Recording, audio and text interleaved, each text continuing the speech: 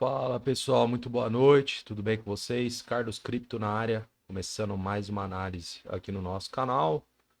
Hoje, dia 6 de fevereiro de 2025, agora são aproximadamente 9h46 da noite, nessa quinta-feira, começando aqui pelas três principais bolsas. Nós não tivemos nenhum evento econômico pré-agendado em nosso calendário que tenha relevância, que possa impactar aí os mercados. Dow Jones acabou recuando 0,28 no dia de hoje, S&P alta de 0,36 e Nasdaq uma leve alta também de 0,51. Pessoal, vindo para o Bitcoin, preço a mercado atual 96.535, no diário uma queda aí de aproximadamente 0,08, ou seja, basicamente se manteve estável no dia de hoje. Vamos dar uma olhada o que rolou após a análise de ontem e as perspectivas para o final do dia de hoje até a nova análise amanhã na sexta-feira.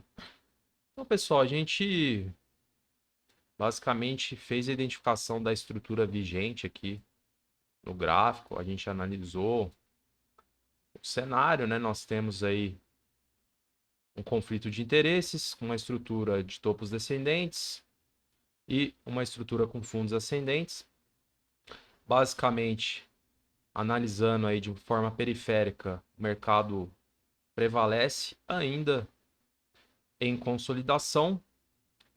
O que me preocupa é a questão do topo duplo, mesmo que tenha ultrapassado aí pouca coisa em relação a esse topo aqui. Basicamente temos uma região teoricamente paralela e a gente sabe que topo duplo pode induzir, né, os vendedores a agredirem o preço. Isso é natural aí em todos os mercados, partindo aí de princípios e fundamentos básicos.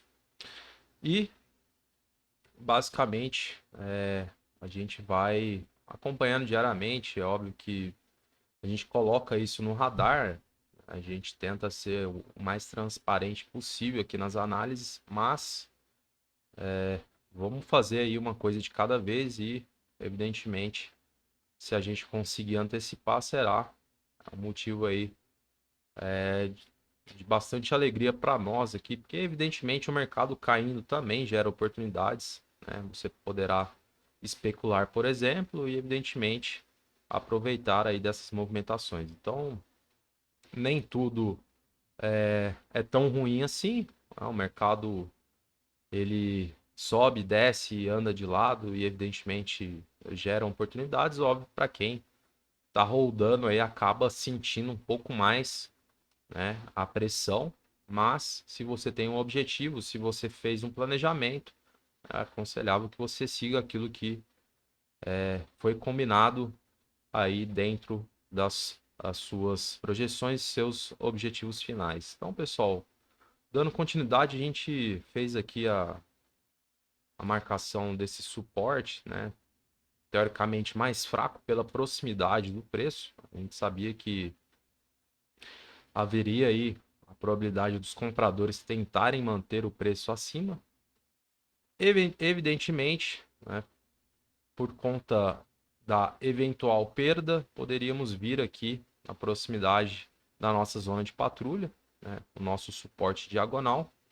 E basicamente foi o que aconteceu no dia de hoje, né? Tivemos aí uma tentativa, né, dos compradores em romperem a nossa média de 20 períodos.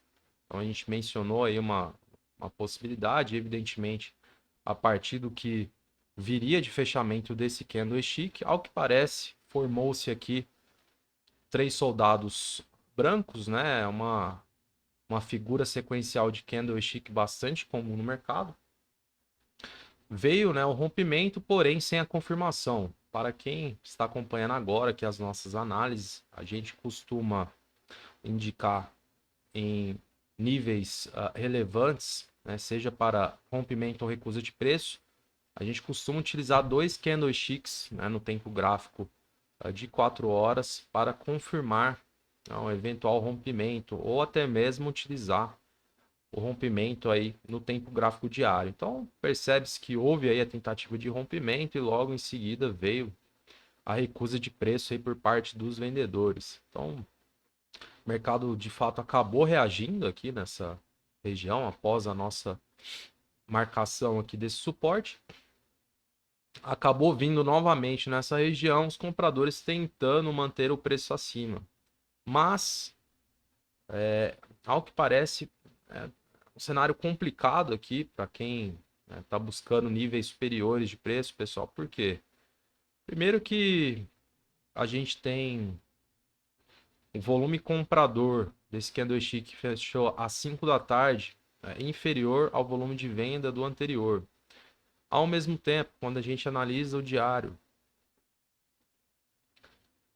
são 3 dias seguidos de volume de venda. A gente não tem aí volume comprador, a gente não tem um candlestick com padrão de força.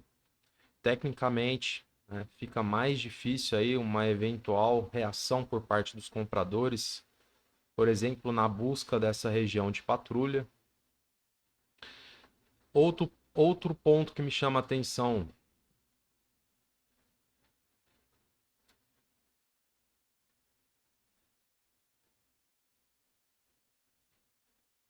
No semanal, a gente vê que ainda prevalece volume vendedor na semana. Vamos dar uma olhada no mensal. É um mês bastante carregado, mesmo que ainda temos 22 dias para o fechamento. Os vendedores atuando aí de forma incisiva. A gente percebe, inclusive, que o mês de dezembro prevaleceu um volume de venda superando ao mês de janeiro, onde prevaleceu compra. Então, a gente tem aí os vendedores atuando muito mais desde o mês de dezembro. Isso não é um bom sinal, evidentemente.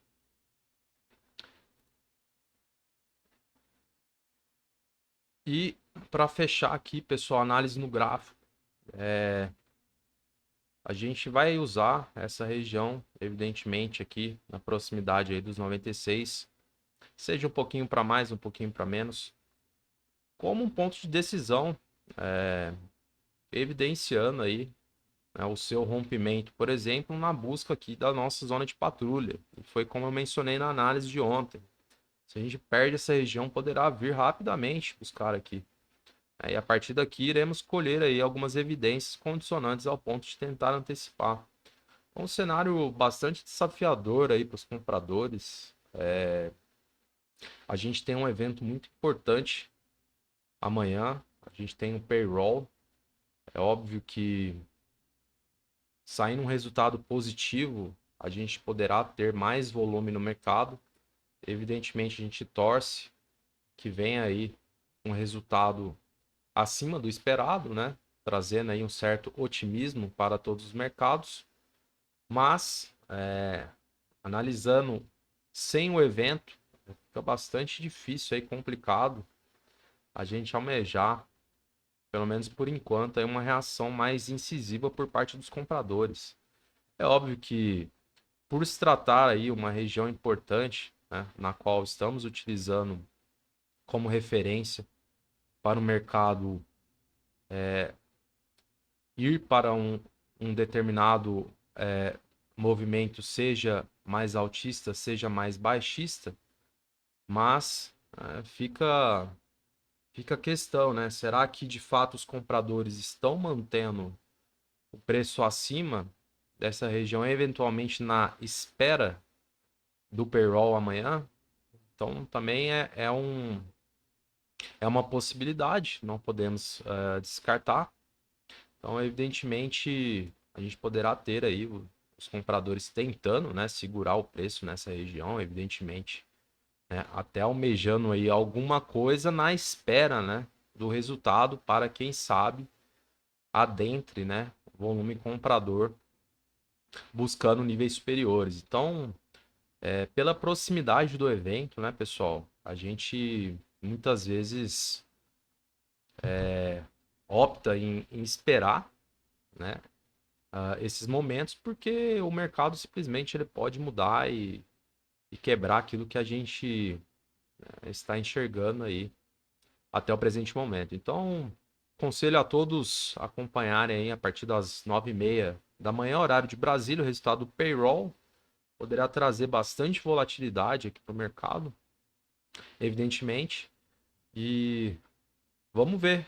Vamos ver como é que vem o resultado, né? Vamos ver como é que as três principais bolsas lá nos Estados Unidos também irão performar. E a gente mantém aquilo que foi passado na data de ontem, né? A estrutura ela prevalece praticamente a mesma, né? As regiões, né, demarcadas se mantêm e, como eu falei anteriormente, né, quando a gente tira o evento da data de amanhã, o cenário muito mais difícil aí para os compradores em vista, né, do que a gente vem colhendo de informações, né, como por exemplo o volume, né, a gente percebe o volume vendedor sobressaindo aí de forma clara. No diário temos 3 dias aí de volume vendedor prevalecendo. Então, vai ser interessante acompanhar a partir das 9h30. Muita cautela.